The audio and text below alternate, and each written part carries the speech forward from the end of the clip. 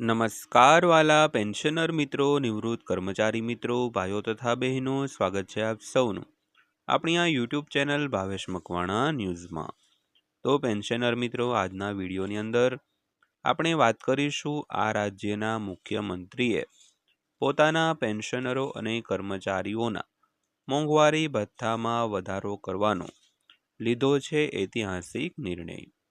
તો કઈ રાજ્યના મુખ્યમંત્રીએ પોતાના પેન્શનરો કર્મચારીઓના મોંઘવારી ભથ્થામાં વધારો કરવા માટેનો નિર્ણય લીધો છે, જેની આજના વિડીયોની અંદર આપણે ચર્ચા કરવાના છીએ। અને કેટલો વધારો મોંઘવારી ભથ્થામાં જાહેર કર્યો છે તેની વિગતવાર ચર્ચા કરવાના છીએ। તો આજનો વિડીયો તમારા માટે ખાસ જાણવા જેવો છે, કારણ કે મુખ્યમંત્રી કેવા પ્રકારની જાહેરાતો કરી શકે છે તેની આજના વિડીયોની અંદર આપણે વાત કરવાના છીએ। તો વિડીયો ખાસ કરીને અંત સુધી નિહાળી લેજો। અને જો હજી સુધી આપણી આ યુટ્યુબ ચેનલ તમે સબસ્ક્રાઈબ ન કરી હોય તો ડેઈલી આવી જ અપડેટો અને આવી જ માહિતીઓ મેળવવા માટે આપણી આ યુટ્યુબ ચેનલ અત્યારે જ સબસ્ક્રાઈબ કરી લેજો દોસ્તો। તો શરૂ કરીએ આજનો આ વિડીયો।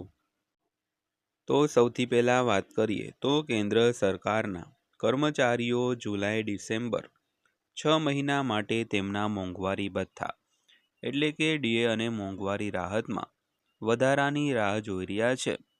તો આ રાહ વચ્ચે પશ્ચિમ બંગાળ સરકારે છેલ્લા કેટલાક દિવસોમાં તેના કર્મચારીઓ માટે બે મોટી જાહેરાતો કરી છે।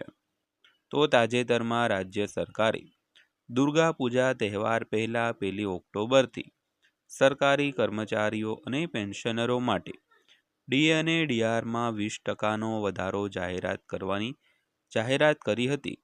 તો આ વધારાથી ડીએ 38% થશે। તો વધુમાં 7મા પગાર પંચની પણ રચના કરવામાં આવી છે। તો ચાલો આ બે નિર્ણયોની વિગતવાર વાત કરીએ દોસ્તો।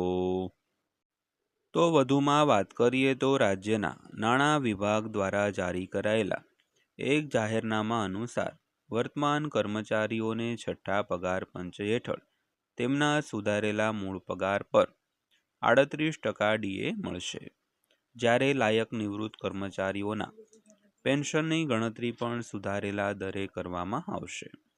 તો નોંધનીય છે કે પશ્ચિમ બંગાળમાં 7મું પગાર પંચ હજુ લાગુ થયું નથી।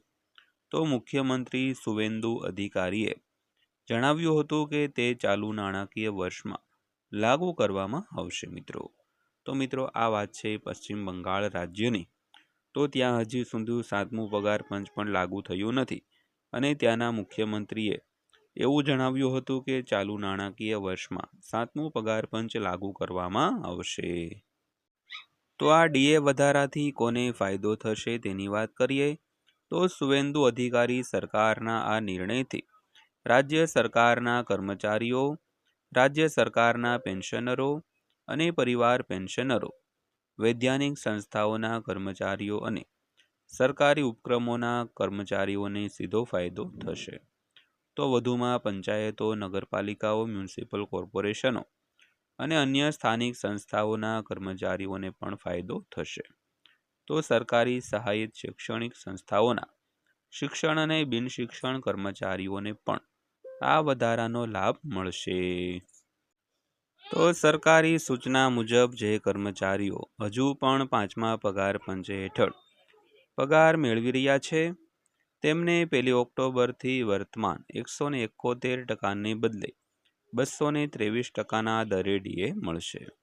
તો વધુમાં પેન્શનરો અને પરિવાર પેન્શનરો જેમના પેન્શન હજુ સુધી પગાર અને ભથ્થા સુધારણા 2009ના નિયમો હેઠળ સુધારો કરવામાં આવ્યો નથી, તેમને પણ સુધારેલા પેન્શન લાગુ ન થાય ત્યાં સુધી 223%ના દરે ડીઆર મળશે દોસ્તો।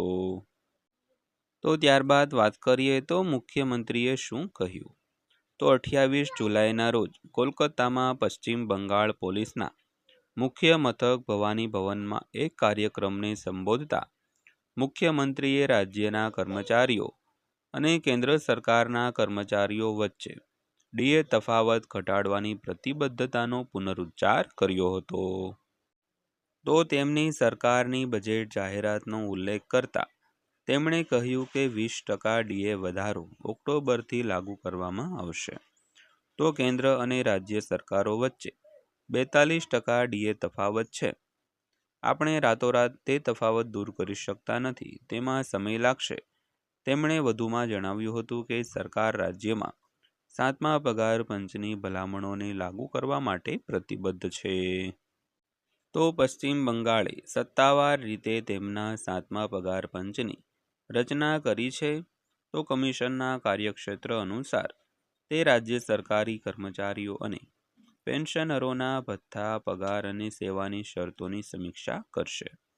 તો પેન્શનર મિત્રો, આ હતી આજની માહિતી પસંદ આવી હોય, વિડીયો સારો લાગ્યો હોય તો વિડીયોને એક લાઈક કરજો અને આવા જ વિડીયો અને માહિતીઓ જોવા માટે આપણી આ યુટ્યુબ ચેનલ સબસ્ક્રાઈબ કરી લેજો.